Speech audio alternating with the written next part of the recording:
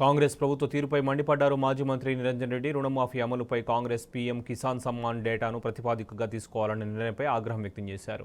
రైతులు ఎవరైనా రైతులే అన్నారు. ఎన్నికల హామీ ప్రకారం రుణమాఫీ అందరికీ వర్తింపజేయాలన్నారు. రుణమాఫీపై కాంగ్రెస్ ప్రభుత్వ తీరు సిగ్గుచేటన్నారు. కాంగ్రెస్ ప్రభుత్వం అన్ని పథకాల్లో కోతలు విధిస్తుందని తెలిపారు. 7 నెలలు దాటినా ఇంకా కట్ ఆఫ్ డేట్ కూడా నిర్ణయించకపోవడం ఈ ప్రభుత్వ అసమర్థత, నిర్లక్ష్యానికి నిదర్శనమని నిరంజన్ రెడ్డి అన్నారు.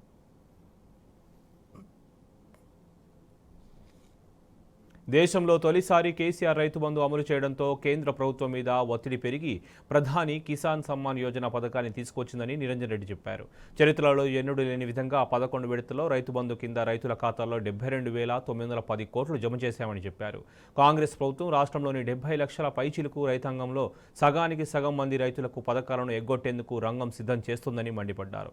కాంగ్రెస్ అబద్ధపు హామీలతో అధికారం చేజిక్కించుకొని హామీల ఎగవేతకు రంధ్రాన్వేషణ చేస్తున్నారన్నారు. ఇచ్చిన మాట ప్రకారం ప్రభుత్వం రుణమాఫీ, రైతు భరోసా అందరికీ అమలు చేయాలని డిమాండ్ చేశారు. హామీల అమలులో ఏమాత్రం వెనక్కి తగ్గినా రైతులను కలుపుకొని ఉద్యమిస్తామని హెచ్చరించారు. వ్యవసాయ రంగాన్ని కాంగ్రెస్ ప్రభుత్వం నిర్లక్ష్యం చేస్తుందన్నారు నిరంజన్ రెడ్డి.